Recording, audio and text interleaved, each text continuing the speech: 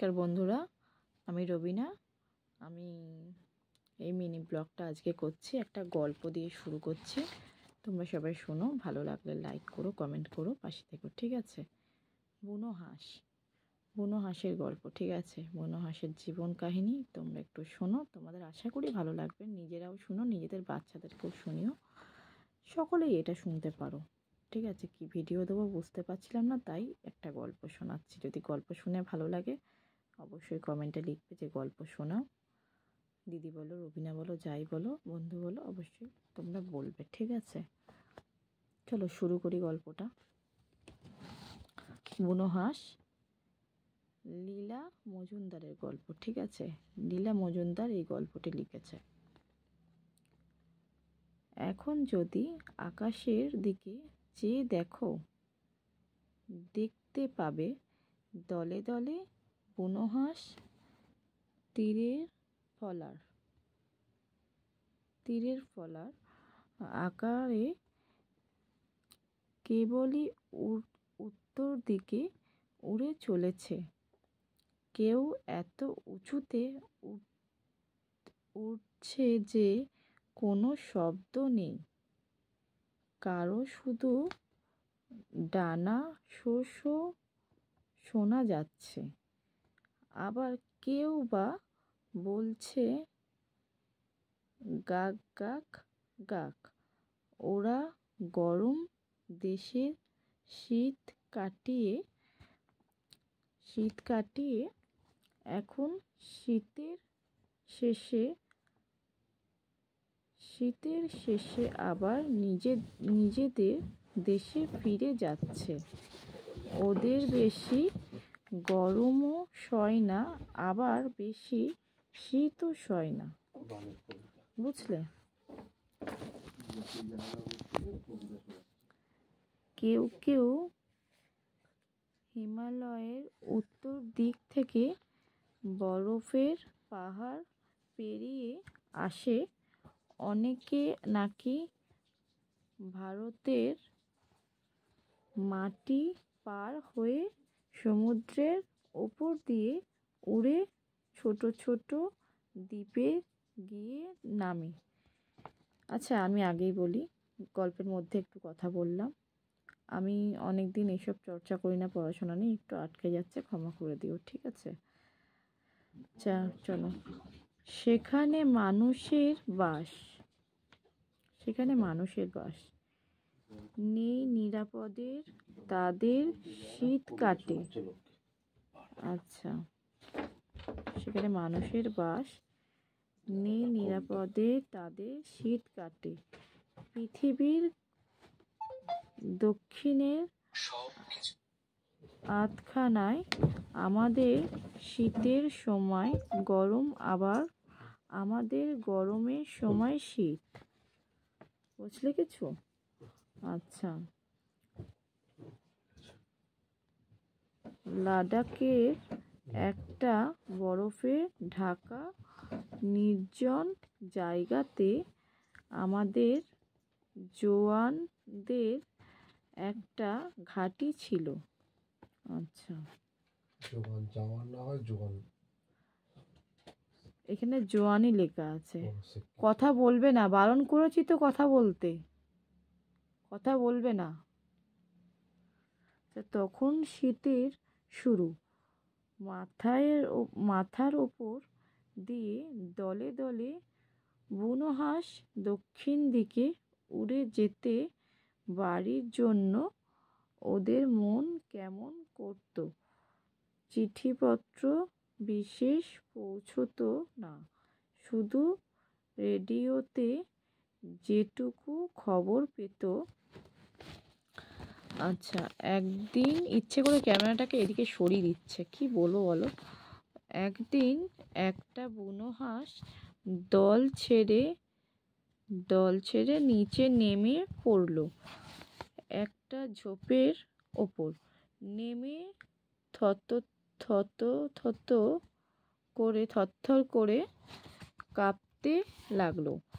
তারপর ওরা অবাক হয়ে দেখল আর একটা বুনো হাঁস নেমে এসে এটার চারদিকে উড়ে বেড়াচ্ছে।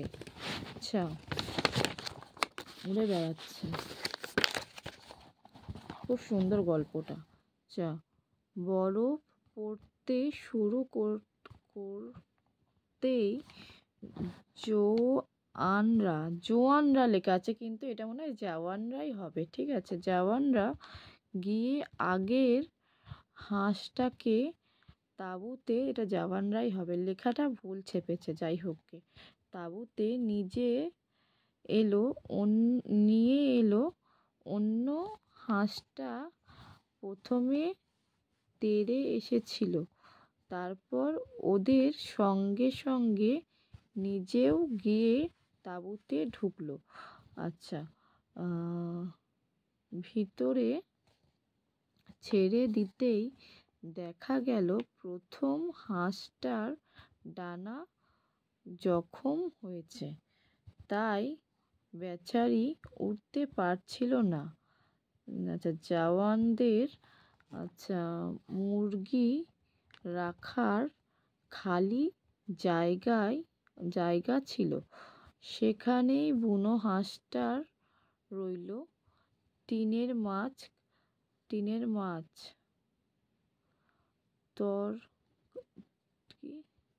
মাছ, তরকারি, ভুট্টা, ভাত,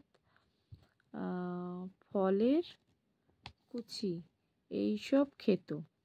আচ্ছা, ওদের দেখাশোনা করা জওয়ানদের একটা আনন্দেরই কাজ হয়ে দাঁড়ালো, অবশ্যই। আচ্ছা, পরের হাঁসটা ইচ্ছা করলেই উড়ে চলে যেতে পারত, কিন্তু সঙ্গীকে ছেড়ে গেলে না, সারা শীতকাল দুজনেও ওখানে থেকে গেল। আস্তে আস্তে হাঁসের ডানা সারল, তখন সে একটু একটু করে উঠতে চেষ্টা করত। তাঁবুর ছাদ অবধি উড়ে আবার ধুপ করে পড়ে যেত। আচ্ছা, এমনি করে সারা শীত দেখতে দেখতে কেটে গেল। নিচের পাহাড়ে বরফ গলতে শুরু করলো। আচ্ছা, আবার সবুজ ঝোপঝাপ দেখা গেল। নাড়া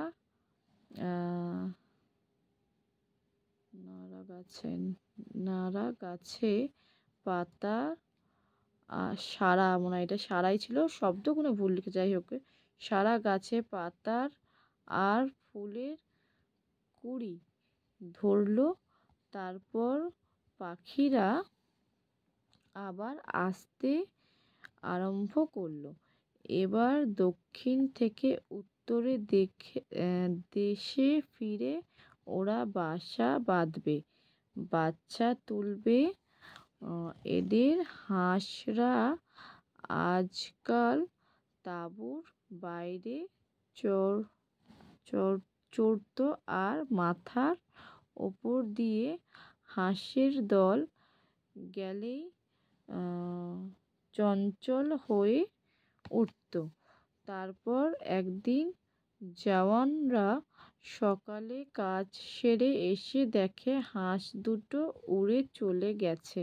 আহারে, জওয়ানদের বাড়ি ফেরার সময় হয়ে এলো। সত্যিই খুব সুন্দর গল্প, আর শীতকাল নিয়েই গল্পটা।